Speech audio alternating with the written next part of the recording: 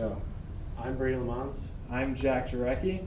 I am Jack Van Rieden, and we are here on November 27th, 2017, interviewing Felix Mantilla at Marquette University High School in Milwaukee, Wisconsin. So could you tell us a little bit about your childhood as a kid in Isabela, Puerto Rico? When and where were you born? I was born in Isabela, Puerto Rico, in the northwest part of the island. And I started playing baseball around 12, 13 with the police athletic league. Then 1 year I played Class A ball. We call it Class A because this mostly the older guys who play that particular brand of baseball. They're pretty strong. And I played there when I think was 14. And then I played in Arecibo, a Double-A league, a much higher league. And I was 15 at that particular time, my first year. I played 15 and then 16 the following year. Did you have any siblings growing up? No, I was the first one. Then I had two more sisters, Judith and Felicita. When was the first time you played baseball? The first one is, like I say, in the police athletic league. I was around 13 or 14. And I did well in that particular league, and I was called into the A-ball league and then the Double-A league. And after the Double-A league, I joined the Puerto Rican national team, and we went to Mexico. And in Mexico, we played against the Mexicans, the Cubans, the Colombians. There were around 10 teams, and we finished first. We were the only Puerto Rican team that ever have won outside Puerto Rico baseball. As a kid, what was your dream? Well, I started thinking about playing in the big leagues. But at that particular time, we're talking about like 1947, 46, and it was kind of tough for dark-skinned players to play in the big leagues. So we had a few Puerto Rican guys that used to play in the color league in the United States. We had about 4 guys, and they were my idols at that particular time. And I thought, that maybe I had a chance to be in the big leagues, but I never paid that much attention, really. What I wanted to do was to play in the Winter League, the Puerto Rican League. That's a professional league. And I accomplished that when I was 17.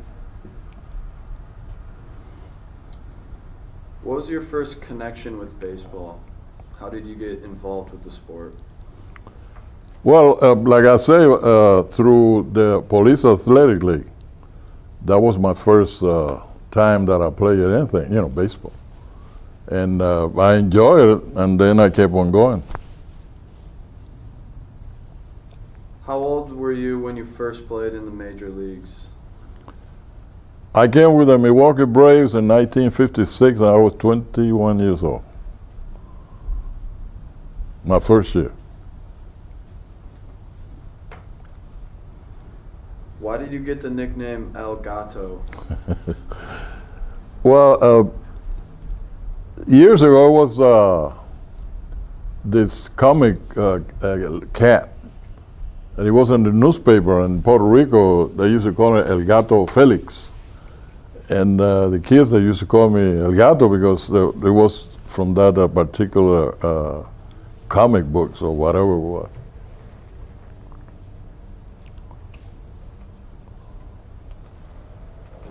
What did your parents think when you came to the States at age 17? Well, my mother wasn't too happy, but she finally, after I talked to her, she went along with the whole program because I told them, that was the way to get, out of my hometown. Plus, I enjoyed playing baseball, so she liked it. And my father also. How did you get to the United States? I was signed, after I came from Mexico, I was signed by a Puerto Rican team.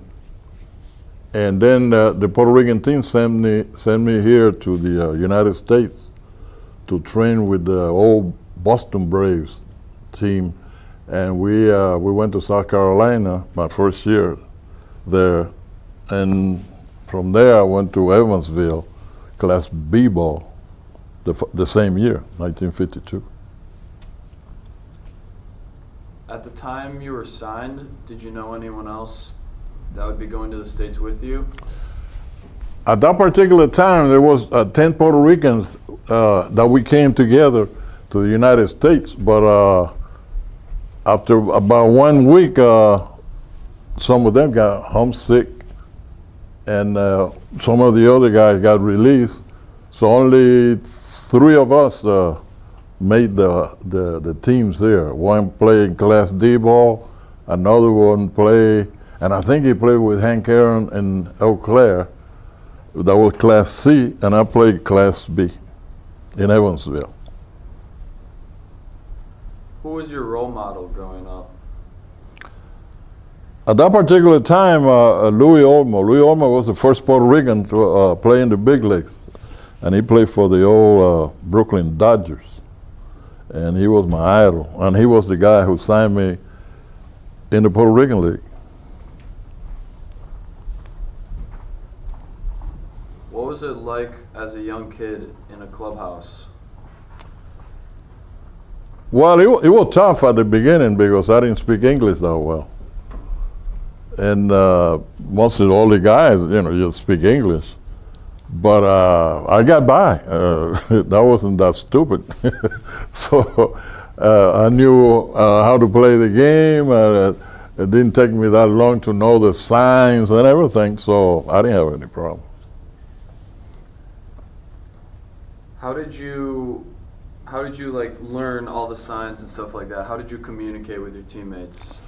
Well, at the beginning, when I play amateur ball in Puerto Rico, the signs were very simple. But then when I joined the Evansville team, this was a professional team, even though it was Class B ball. And the first day that we were going to play, they started talking about, well, we're going to give you the signs. So now, before the sign is given, it's supposed to be a key. So when they say a key, for me, a key was something that you open a door or something, because I didn't speak English. I didn't know what they were talking about. So we had a Mexican guy with us, so I asked him, what they mean, with this key. And he said, the key means, the first, whatever they touch first, that's the key. And then they give you the sign after the particular, what they say, the key. The key could be here on the cap, here, anywhere. So after that, I didn't have any problems. Did you get along well with your teammates when you first got to the majors? Yes, no problem with none of them. Because I was 17 and I know like you guys are younger guys. You understand what, that age, So I was the same thing. I didn't have any problems. When did you first meet Hank Aaron? And could you describe that a little bit, what that meant to you? We were together in South Carolina, but I didn't know who Hank Aaron was, and he didn't know who I was. He was sent to Eau Claire, and I was sent to Evansville. Then the following year, we came back, but with a AAA team, and the AAA team was the Milwaukee Brewers. But then we got sent back to Class A ball in Jacksonville, and that was the first time that I met Hank, and we became friends until now. What position did you play? I was a third baseman when I came in first, But then the following year at Jacksonville, Aaron was the shortstop, but they moved him to second, and they put me at short. And I played short until I joined the Braves. But then, you know, with the Braves, I played third, I played short, I played second, I played left, I played center, and I played right. So I could play, you know, all those positions. What was your favorite position to play? Shortstop. What were the baseball clubs you played for? Did you have a favorite? Well, I played for quite a few, you know, like Evansville, Jacksonville, Toledo, AAA 2 years. I played for Sacramento in the Pacific Coast League. I played for the Braves 6 years. I played for the Mets 1 year. I played with the Red Sox 3 years. I played for Houston 1 year, and I wound up with the Chicago Cubs 2 years, but I got hurt because I tore my Achilles tendon. But of all the teams, I think the Braves and the Red Sox, and the Mets also. Mostly all the teams were, you know, about the same. What was the atmosphere like in the clubhouses? Well, in Class B ball wasn't that much because the players were, you know, younger. In Jacksonville, almost the same thing, except the black players used to be going one way and the white players used to go a different way, and we used to live this place and the white guys used to live on the other place. So it was a little tough, you know, that particular time. But the players, you know, we used to get, you know, well together. Can you talk about the differences between the major league teams and all the other teams you played on? What was it like in the majors versus not the majors? Well, it's like anything else. I mean, Class B ball, it was a little inferior to Class A ball, and then Class A ball was the same thing with a AAA, and big leagues was the top. So if you make it to the big leagues, you know, that's the top. So I didn't have any problems. I played 4 years in the minors, and in the fifth year I came to the big leagues at 22, and I stayed until 33, I think it was. Did you ever consider yourself a role model on any of these teams? I never looked at that way. No. I know a lot of people talk about it, and some players, you know, think, well, I'm a role model. I never did. Never did. I don't think anything wrong with it, you know. What was it like in Milwaukee during your playing days? The town was very nice. When I came here, the city was big, you know, bigger than what it is now. I'm talking about the population. And always Milwaukee has been a baseball town. And I was surprised, even though some of the guys that I played AAA with, they used to tell me about Milwaukee, that Milwaukee was different, you know. The people, you know, nice, and they like baseball. And it's true, because you can tell now, even with the Brewers. And the Brewers been around, you know, quite a while, and they draw pretty well all these years, even though they haven't won a championship or a World Series, I mean. But the city has been great. I've been living here since 1956. What was your favorite city to play in on the Braves? Well, New York. Everybody likes New York. Yeah, Los Angeles, Chicago. The least like at that particular time was Cincinnati. But Cincinnati now is a good city. Where did you stay when the team traveled?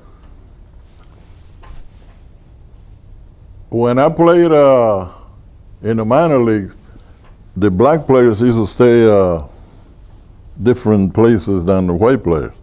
And when I played with the Braves in spring training, the white players used to stay at certain places, and we stayed in a different place. Especially like in Bradenton, my first year was in Bradenton. And the black players had to go to the black section, and the white players used to stay in town. And that was for since '56 through, I think it was 1960 or '61. Where did you live while you were in Milwaukee? We used to live, we started in the north side with the black players. Some of the white guys, I don't know where they were living, but we used to stay mostly in the north side. Hank, myself, Covington, Bruton, all the guys used to stay in that part of the city. Why did everyone like those cities that you mentioned previously? New York, Los Angeles. Why was that everyone's favorite? Well, New York was more of a city that has people from all over the world, and it was more integrated, or has been integrated for many years. So everybody liked it that way because there weren't any problem. But the other cities were, a little different.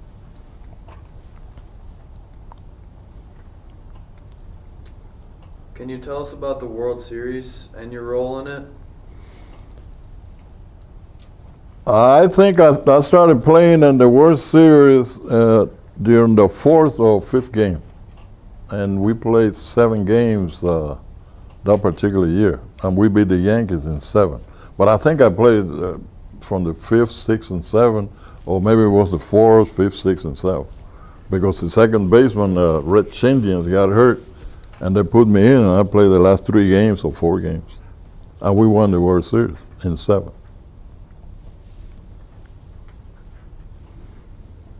What did you do on off days in Milwaukee? What kind of entertainment did you enjoy? We used to go fishing, mostly all the guys, because I used to take, my son, both of them, Jose and Tony, fishing all the time. So that was about it. I don't know what the other guys used to do, but I used to go fishing all the time. Can you describe your life on the north side? What was that like? Well, in those years, wasn't they didn't have that many, black people here, and we had to, live there, but it wasn't that much of a problem, even though the city was divided.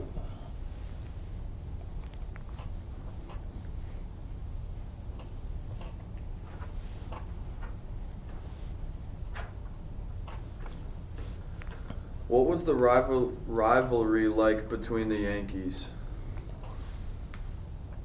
Well, the Yankees always have been the Yankees. I mean, they have had a great team for years and years and years. So the time that they played us in 1957, there were a lot of talks from the New York writers and maybe the New York players thinking that Milwaukee was just a backward town and our team wasn't that good. But we showed them, because we beat them. Do you think everyone had a rivalry with the Yankees at that time? Yes, especially the Red Sox. Always, for whatever the reason, always the Red Sox and the Yankees, they really go at it pretty good.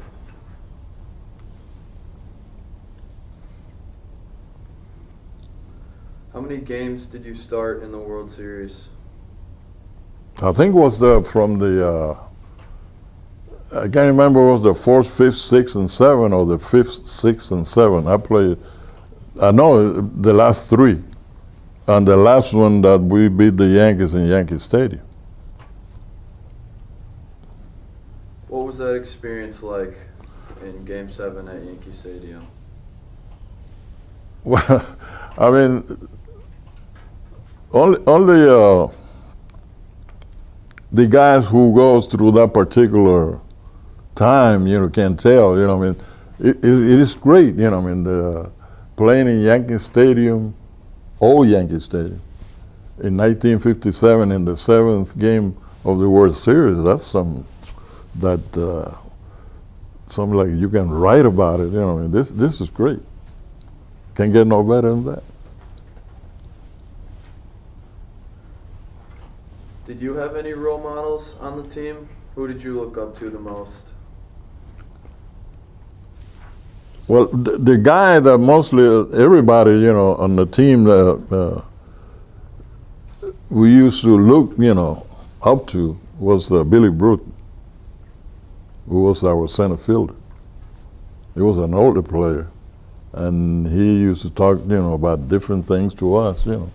And I was, you know, much younger. I only was 22 or 21, and I learned a lot of things from him. When did you meet him? In 1956, in spring training, my first year in the big leagues. Did you guys connect right away, or did it take a little bit? Right away, because he knew who I was because he played in the Puerto Rican League.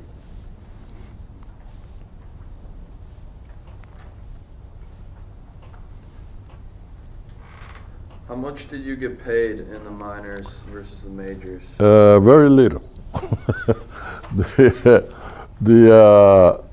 The minor leagues, you know, my first year was $175 in Class B ball. But this is in 1952. And the most, it was $30-some thousand. But that was a lot of money at that particular time.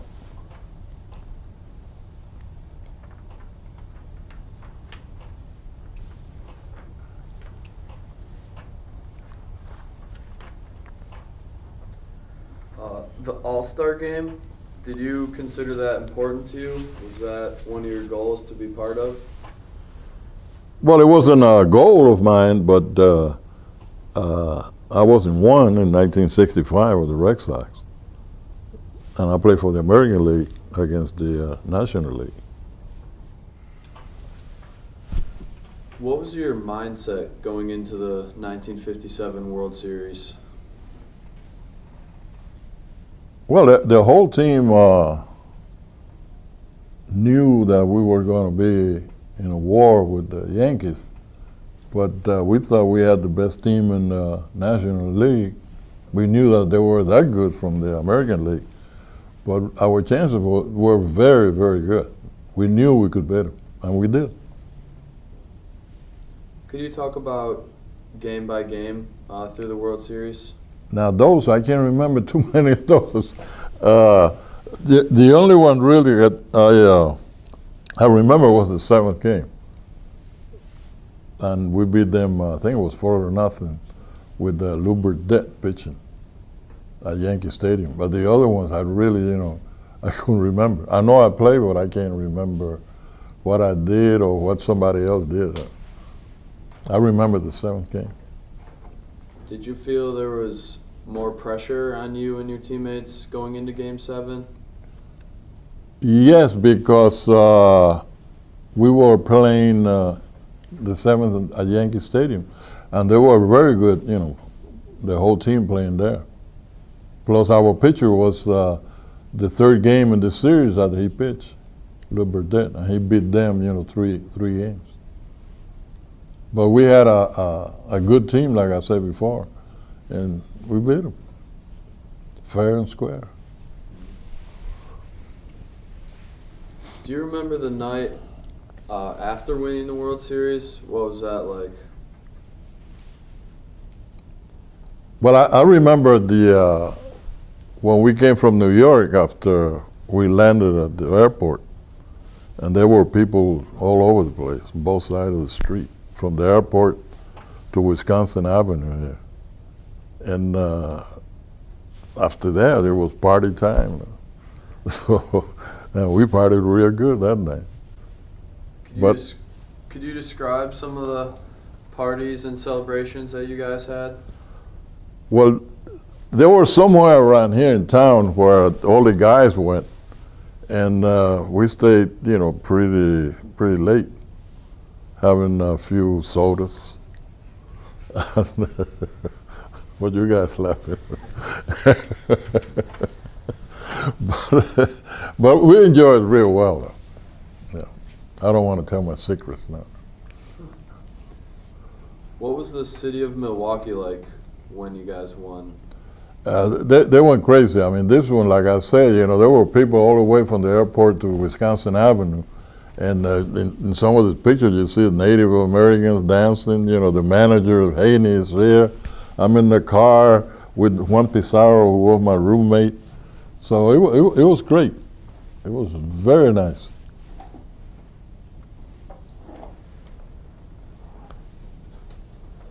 Can you talk a little bit about the off season, the season after you won the World Series?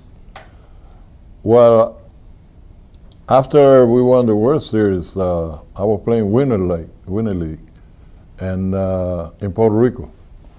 And just after we finished here, I went home and played 60 some more games there with one of the teams in the Puerto Rican League. So then after that, I came right back here. That was in 1958, and then in 1958, we won the championship again.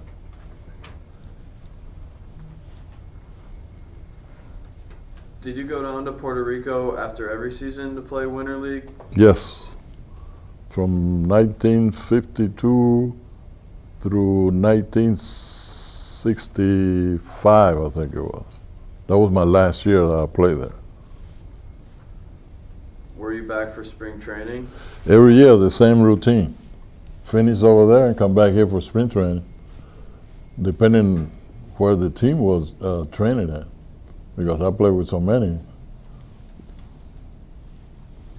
Did you notice a change in the city after you won the World Series? Well, I mean, they don't have as many people now that's years ago in the city. But otherwise, the city is still the same to me. Even though that in those years we had trolleys, the electric cars, that now you don't see it. But otherwise, you know, the city's still the same. Before the 1958 season, what was your mindset and your team's mindset going into that season? Did you guys think you were still the top team? Well, those years were a little different than now, because now we have teams that play as a wild card. We didn't have wild cards in those years. The American League had 10 teams and the National League had 10 teams. And the team finished first over there, played the team that finished first over here, and that's it. Now, a lot of teams were thinking about finishing, out of 10 teams, if you finished second or third, you were doing great. If you finished seventh or eighth, you were down. But that's the way that they used to be. Only one team there, only one team here. What was it like to play with Hall of Famers like Aaron and Matthews? To me, it wasn't that much of a problem because I played with a bunch of them, with Clemente and Cepeda, Hood Gibson, all of them were Hall of Famers, so no problem. I enjoyed it. Going against Hall of Fame pitchers, did you ever change your mindset at all? Were you scared of what they could bring or anything like that?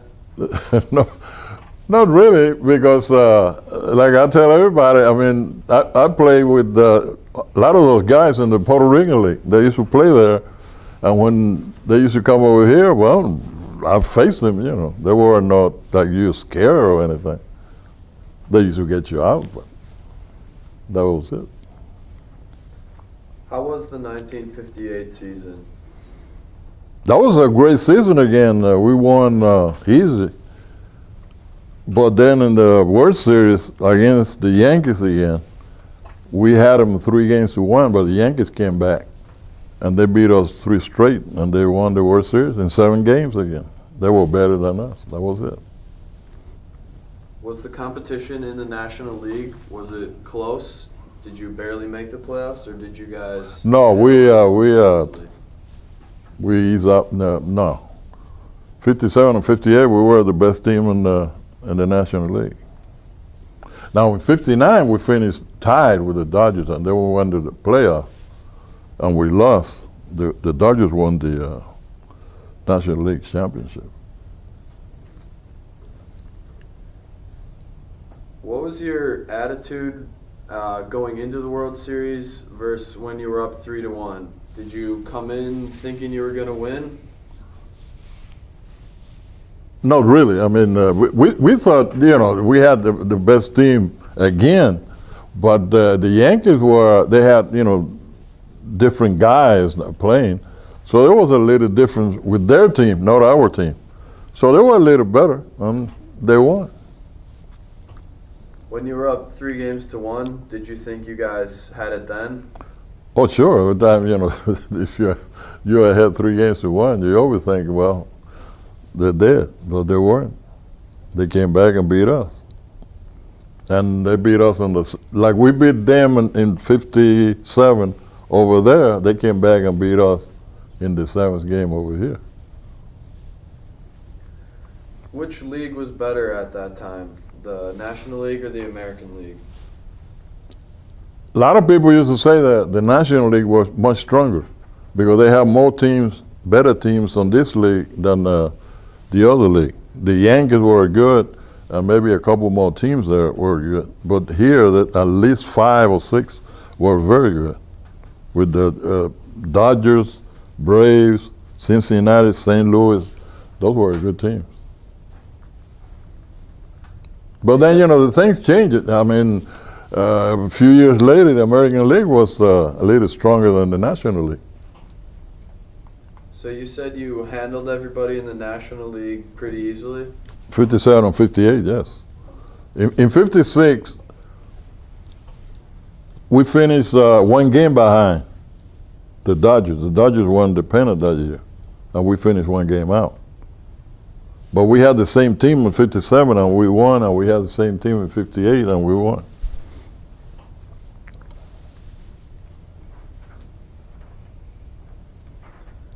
Did you have a favorite team to play on? I liked all the teams that I played with. I mean, I enjoyed all the guys because I knew mostly all of them very well because they used to play in the Puerto Rican League, a lot of guys. So I enjoyed it here. That's why I'm still living here. And I enjoy playing for the Mets, even though the year that we had with the Mets, we lost 120 games in 1962. Out of 162 games, we dropped 120. That was a bad year. But the guys were great guys. I enjoyed it. Who was your favorite team to play against? Well, I guess the Dodgers in the National League, because they were one of the better ones. And you like to play always against a better team instead of playing against a bad team. Who was your favorite AL team to play against? Which one was the... Your favorite American League team to play American League team? Red Sox. I enjoyed playing there. Why? Did you enjoy the stadium?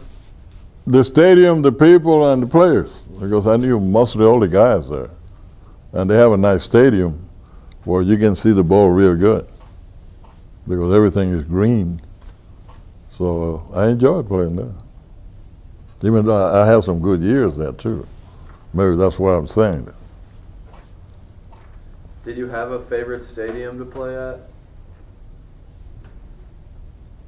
Well, I would say Fenway and Washington, where the Senators used to play. What did you like about Washington Stadium? Well, but the time that I played there, it seemed like the ball used to carry, pretty well, So I enjoyed playing there because I used to hit the ball pretty good. And Cleveland the same way, because I used to hit the ball good. Now, I used to hate to play in Chicago, the White Sox Park, Comiskey Park, because I couldn't hit the ball that good there. So I didn't like that place there. Coming from Puerto Rico, did you ever feel like the weather was a factor at all? You know, going from always warm to some colder stadiums?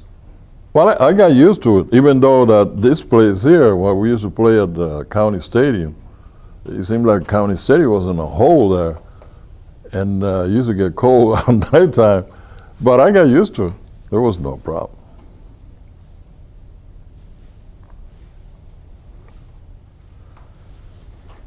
Where were you when you found out you were leaving Milwaukee, and what did you think? How did you react to that? I found out when I was in Puerto Rico that I was picked by the New York Mets on a draft that particular year. And the Braves weren't doing that well those years. This was in 1962, because the Braves traded mostly all the guys. Bruton went to Detroit, Covington went to Kansas City, Matthews went somewhere, and the things weren't as good as they were before. So I was glad, to leave town, to go somewhere else. Except that the team that I went, we lost 120.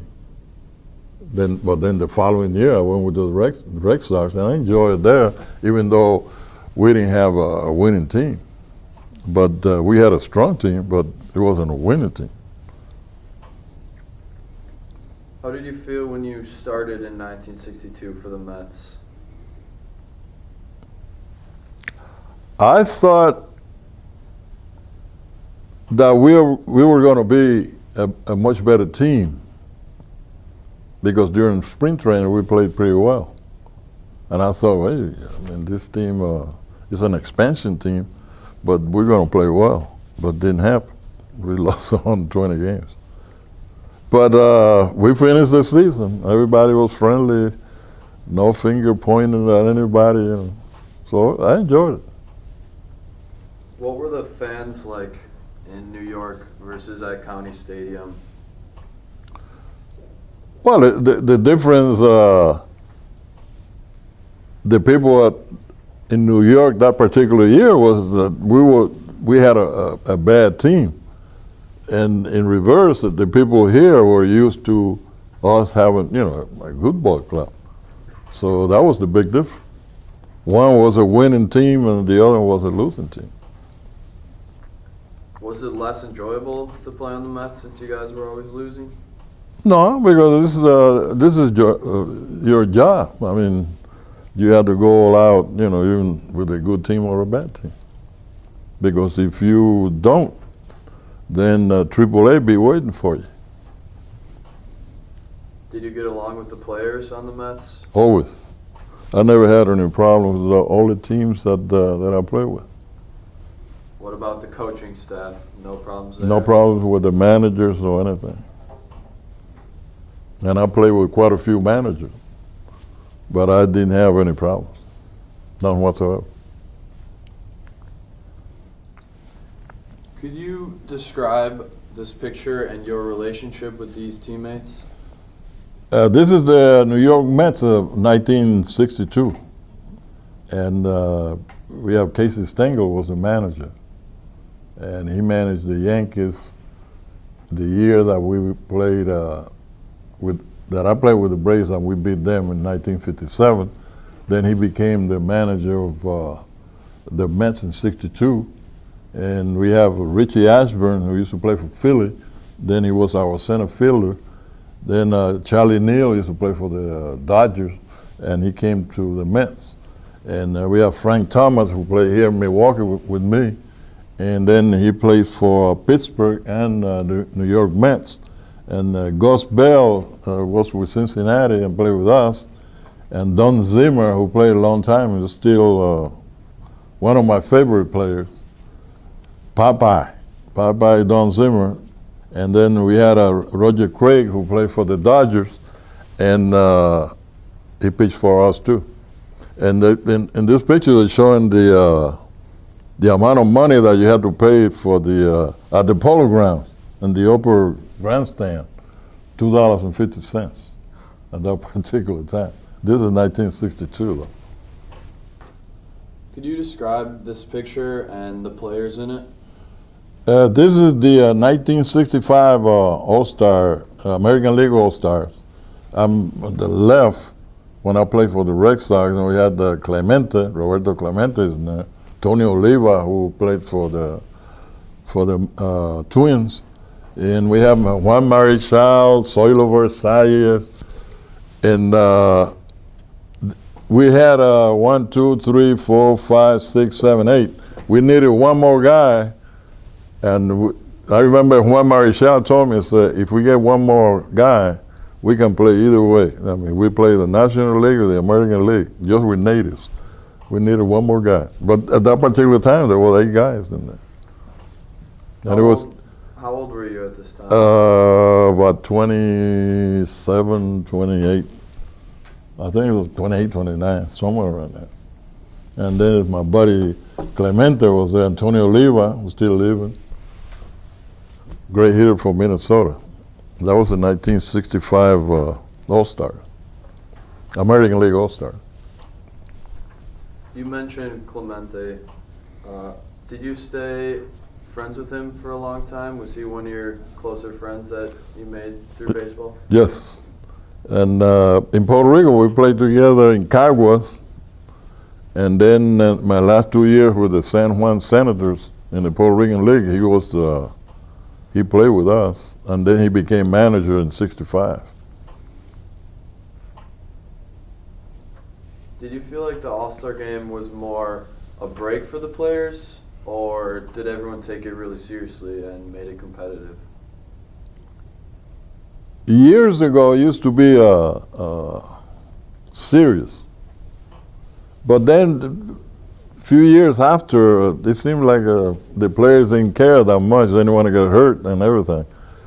But then now, in the last 3 or 4 years, it seems like they're back again, and the All-Star game means something. But for a while, it seemed like the guys didn't care that much about it. But at this particular time, they were very serious, because when we play the National League had Hank Aaron and Willie Mays and Willie Stargell, and they had nothing but Hall of Famers in that particular game. So that was serious. But then after that, a few years, they didn't take it too serious. You mentioned some of the guys didn't take it seriously. Did you take it seriously? Always did, because I was in a Hall of Famer. So I had to go and play. The other guys could take their time, because they were superstars. But I wasn't a superstar, so I had to go and play. You mentioned the Hall of Famers. Did you feel like they were still one step above you, although you were on the same team? Oh yeah, it's like everything else. I mean, there's certain guys that they might be a little better than you, and you can be better than somebody else. That's why not everybody who plays baseball or football or basketball, not all of them can be Hall of Famers, but they're good ball players. Yeah. What was it like to play with those guys? I enjoyed it because I started when I was 17, and Clemente was right behind me, and Orlando Cepeda was another one who started right behind me. So I enjoyed it because I knew all those guys from when we were very young. Did you feel like you had to impress the Hall of Famers being on the same team?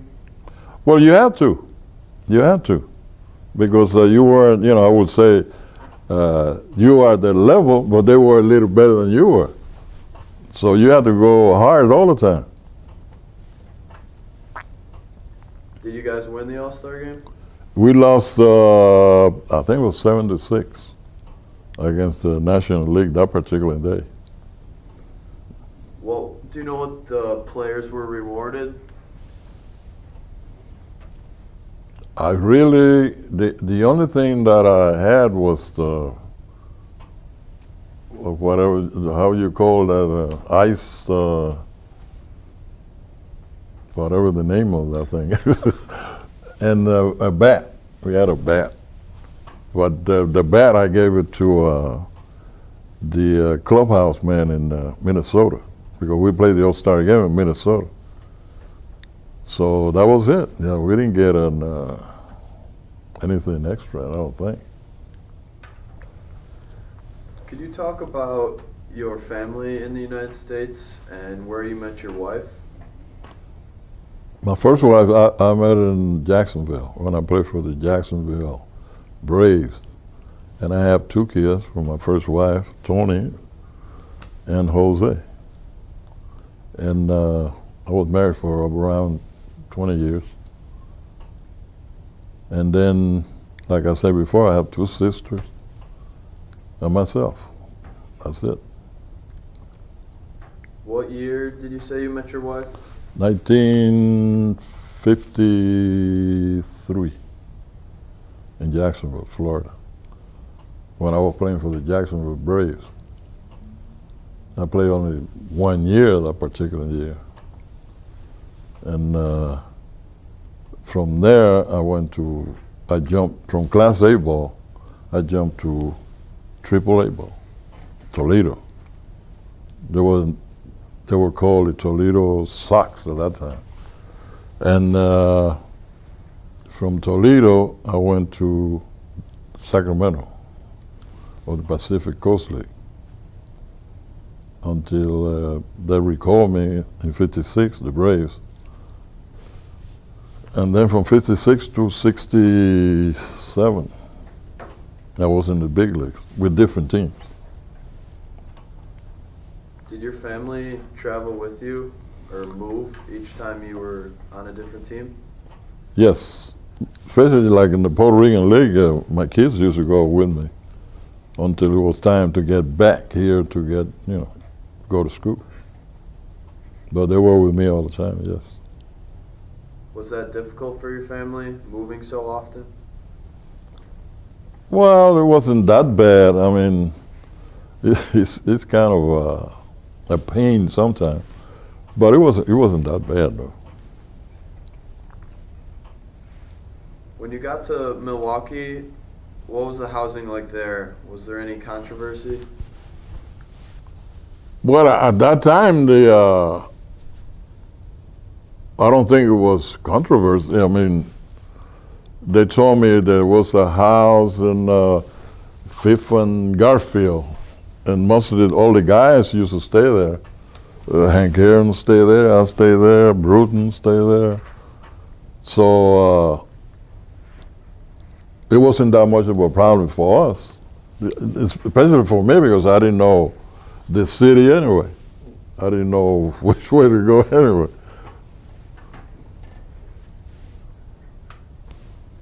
Could you talk about your children a little bit and what they meant to you? Well, they meant everything. I mean, my kids went to school here with St. Elizabeth. They started. And then Tony, my oldest, came in to Marquette High. And then Jose, my youngest one, went to Mesmer. He's a banker. Tony's an attorney.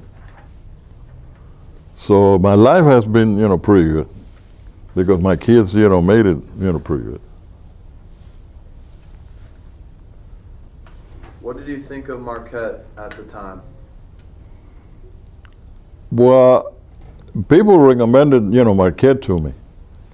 So I talked to my kids and my wife, and we decided, that Tony liked it, here. So I sent him here. The other one wanted to go to Mesmer, so the other one went to Mesmer, and Tony came here.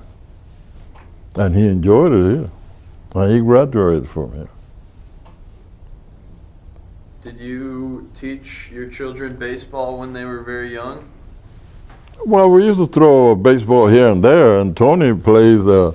He played for Marquette High for I think it was a couple years or 3 years to play. Jose never liked to play baseball that much, but Tony did. But then Tony was playing basketball also here in Marquette. What was it like during road games not being able to see your family every night?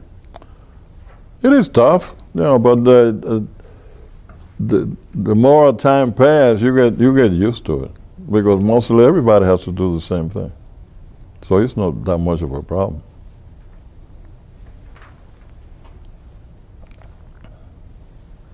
Were you a fan of wearing helmets? Not really at the beginning, because I played many years without a helmet. Maybe that's why I act kind of goofy sometimes.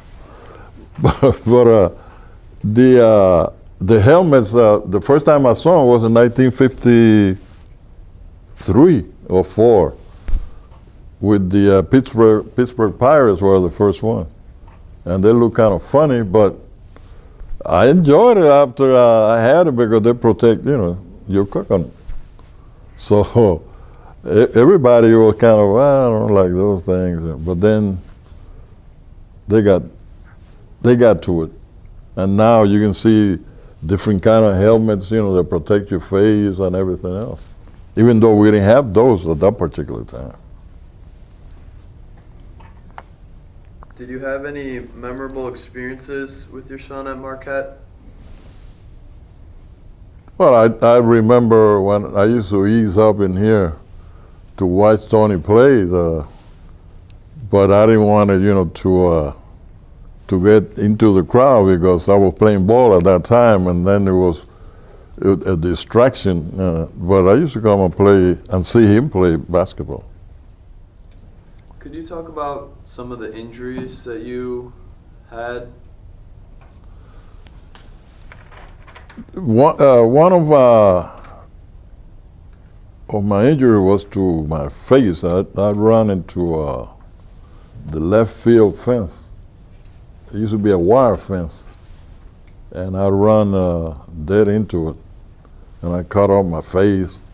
And then the same year, I ran into the one in center, and then I ran into the one to the left center, and the same year I hit the one into the right center. So I was busting fences left and right with my face. But I remember Hank Aaron told me, said, you better stop doing that, because that fence is going to be 100 years here, but you won't be if you keep on hitting. I said, well, I got to stay away from them.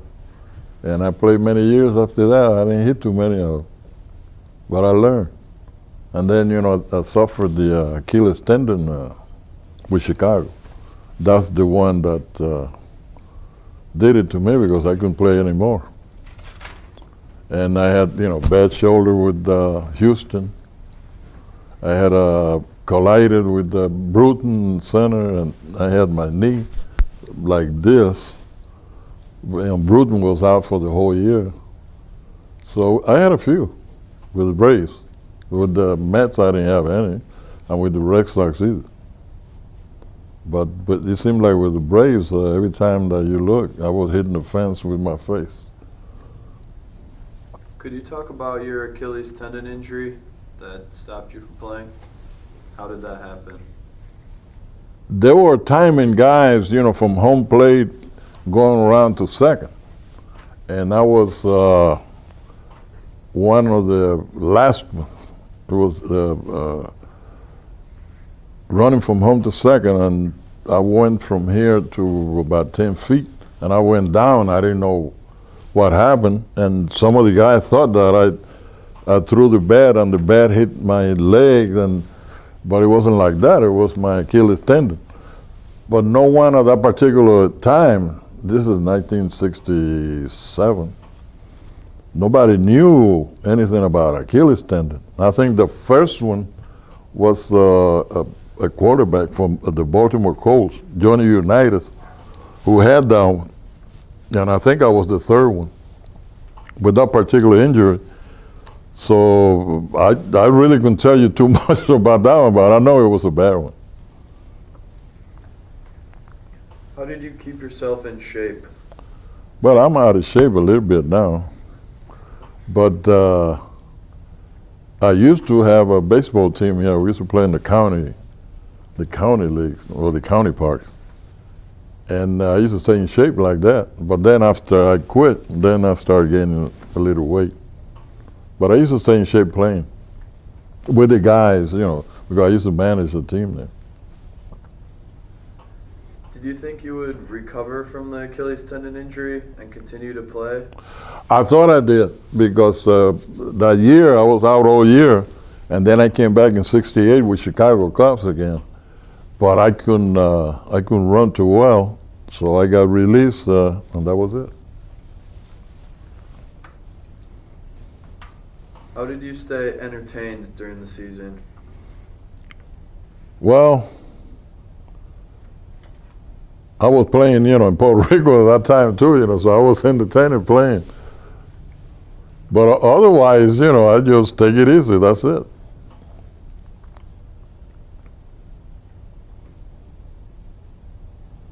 How did you keep your body in check with all the games that you played? Did you have a certain diet you were on? I never did, have a diet, because the years that I played with the with the Braves, I used to weigh around 165, 170. And then when I played with the Mets, I was around the same weight. Then when I joined the Red Sox, maybe I gained 5 pounds, 7 pounds. But all those years was the same way, except, I didn't keep a diet. And after I quit, I still had, the baseball team, so maybe playing, with the guys, sweating, But otherwise, I never did carry a diet. No. You mentioned a county park league, I believe. Could you describe that? Well, it was, we used to play in the south side. There were around, I think it was the police department used to play, the fire department used to play, and 3 or 4 more teams that used to play in those parks. And I had a Puerto Rican team. And I managed, 4 or 5 years. And I enjoyed it. It was pretty nice to be outside doing something. So I did it for a few years. Did teams pick their own teams in that league? Was it competitive? It was competitive. Even though this one was called, the County Minor South, where we used to play. And then it was another league, they used to call it the County Major. And then it was the Lansdorf League, that it was the strongest. And I think the Lansdorf still exists, I think. What time of the year was this league going on? During the summer. We used to play around 15 games, mostly on Saturday and Sundays. Do you remember any of the parks that you played in? Washington Park, Lincoln Park, Barron Park, Humboldt Park. So it was mostly all over the city. What were the conditions at these parks like? For a while, years ago, they were in pretty good shape. But then it seemed like the county didn't have enough money, and some of the fields weren't well taken care of. So you had to watch yourself, especially in the outfield, because there were holes and everything. So they weren't well taken care of. Did that factor into the games, the playing abilities of different people? Yes, because you had to watch, that some of the guys don't break an ankle or whatever. So they impacted, yes. What was your favorite memory as a part of the Milwaukee Braves besides winning the World Series? I think when I was recalled from the Sacramento, I was playing in the Pacific Coast League, and the Braves, recalled me, and I joined the team in Pittsburgh. That was a great, great feeling because I knew I was back into, playing in the big leagues, and that was what I wanted all the time. Not in the minor leagues. I played 5 years in the minor. So I was very glad that particular time when they recalled me. In the minor leagues, did you ever feel like there would be a time when you'd be called up, or were you questionable? Were you hoping it would someday happen? Well, at that particular time, the big league teams, knew they gave you a certain amount of years to be in the big leagues. If not, well, you didn't count that much. So when I started at 17, they knew that at 21 I'm supposed to be in the big leagues. And I was in the big leagues at that particular year, 21. And I was glad, that I played those 4 years in the minors.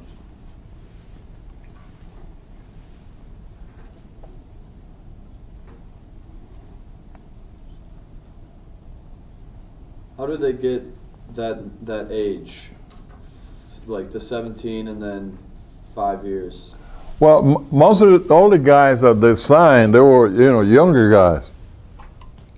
To this day, I mean, they sign all these guys young, and then they think and say, well, this guy, if you have the ability, they think in about 4 years you're supposed to be in the big leagues. If not, well, that's why some guys stay longer. And sometimes some guys play there 9, 10 years and won't see the big leagues because they don't have enough ability to play in the big leagues. But mostly when they sign you, they think you can make it in 4. Was there any sort of training or scouting with big league teams, or did they just go off your minor league performance? They had scouts all over the place, same way as now. Like me, I was signed from high school. I needed maybe about a month from high school to finish high school, my hometown. And I was signed, and I came here to Evansville at 17. And at 21, I was in the big leagues. Could you elaborate more on your high school?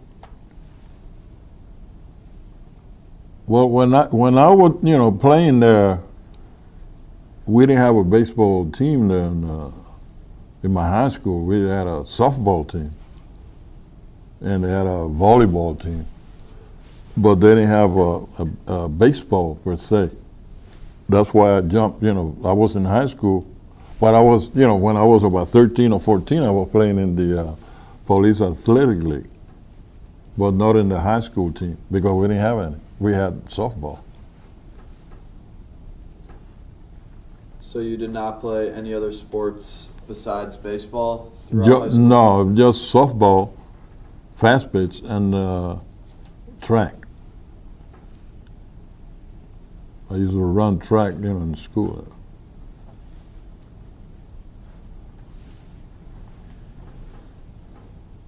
Could you talk a little bit about when you broke the perfect game? With Harvey Haddix. It was here at the park, the old park here, County Stadium. And I didn't start at the game, but the way the things were going about the 4th or 5th inning, this guy was pitching a perfect game. And some of the guys were saying, well, we get it by the 6th or the 7th, we get this guy. And the 6th and 7th came, and the 8th and 9th came, and this guy is still pitching a no-hitter, perfect game. Except they didn't score any runs because Lou Burdette was pitching the same way. They didn't score any runs. So I think it was, I don't know, 13th or whatever it was. I pinched hit, and I got on with an error by the third baseman. I got on, and then I was bunted, to second. And then Joe Adcock hit a home run, but didn't count it because Hank passed somebody on the base. It was a big mess, The only run that counted was mine because I was on second. But the other runs, it should have been a 3-run homer. The other runs didn't count it because Hank passed somebody on the base. And the score was 1-0. Now they had 12 hits, and we had 1 hit, and we won 1-0. What was the celebration like when you got on base? Well, it wasn't that much. It was when I scored. That was when celebrate. I got on because of an error with the third base. There wasn't that much celebration because we didn't score a run until their home run. Once you got on base, did you feel there was more hope for the rest of your teammates, even though you didn't get a hit? Well, not really, because the way that guy was pitching, it didn't make any difference. He should have been out of the inning, but even a few years after I retired and Harvey retired, I saw him in an old-timers game in Pittsburgh. We were playing, he was pitching for one team, I was playing for the other. And he told me, I should have won that game. I said, but you didn't. I mean, I'm sorry, you didn't. But he was a very good pitcher. He had some good years for Pittsburgh.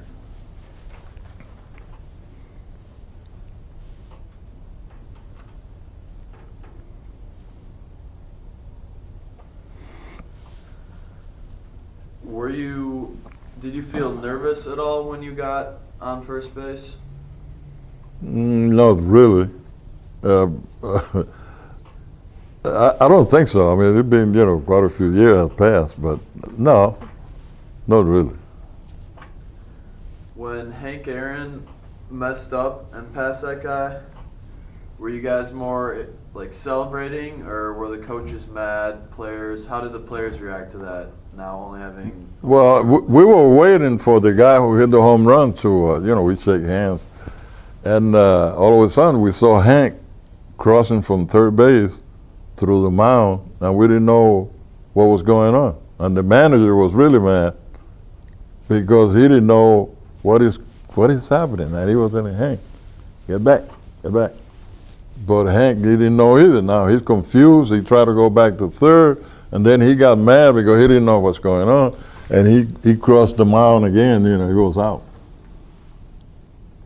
But still, we score 1 run. After retiring from baseball, you founded the Felix Mantilla Baseball League. Could you tell us a little bit about this? I was managing the Puerto Rican team that we used to play in the county parks there. And a friend of mine came up with, asked me, said, how come you don't have a little league after you? Well, I said, well, I don't know. Well, so we talked, and then we went to the south side to some friends of mine, and we talked about it. And we were at the United Community Center, and we talked to some people there, and they were interested, and that was in 1972. And the league, expanded from a few teams to a bunch of teams, from 72 until now. The Journey House now has the league the last 3 years. What was it like bringing the first team down to Puerto Rico? But I always, wanted it to take a team, from the little guys to Puerto Rico, especially from, to my hometown. And my son, Tony, with some help, got the team, to make it to Puerto Rico. And the kids enjoyed it, 5 days. They saw many places, that they're very nice in the island. And then we brought the same kids from there. We brought it here, and we played at the ballpark here in Milwaukee. So they enjoyed it. They stay here 5 days. How did you pick the players on the team? You mean the Little League teams? Yes. Well, the people working at the community center that particular time, now at the Journey House, they decide, because they're, students. They're not kids, coming from without school or anything. Could you explain and talk a little bit about how the league worked? Well, it's hard for me because I'm not that involved with the schedule and all that, Now my son knows more than I know because he's more involved than I am. And the people at Journey House, they're the one that, from coaches to the kids to the people involved. Because I don't know, the schedule or anything like that, no. When you made the league, what was the mission that you had? Were there any founding principles? Well, I wanted, to, especially the Latin kids, to have a place to play and to enjoy it. Because a lot of them were just running the streets. But the way that started, with that many, we had like 1 year we had 29 teams. So that was great, for all these kids playing. I know they enjoyed it. And I did too. And I had to be happy because the people working with the kids, the coaches, managers, they did a great job. Or they have done a good job.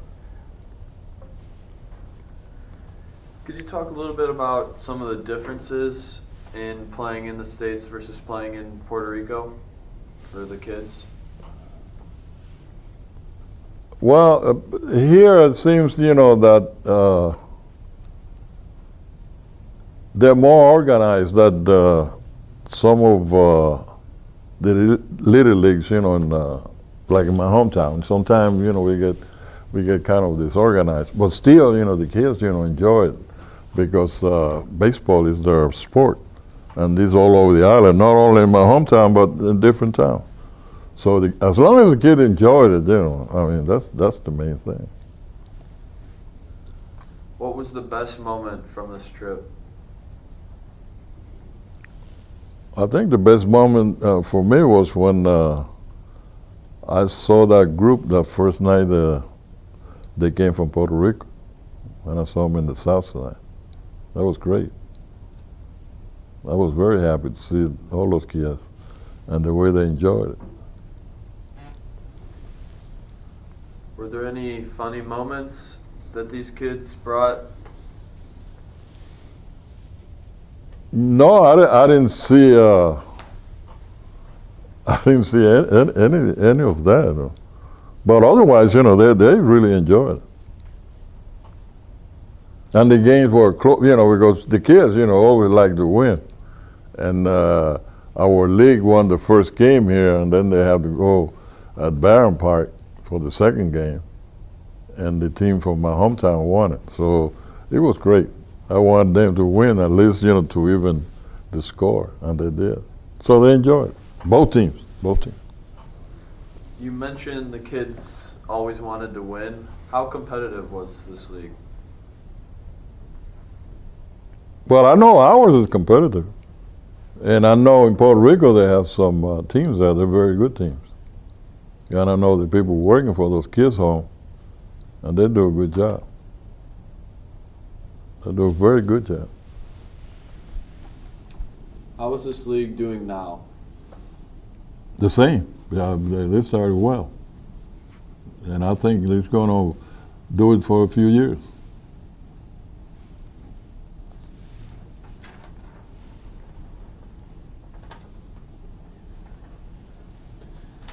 So down in Puerto Rico, you have a ballpark named after you.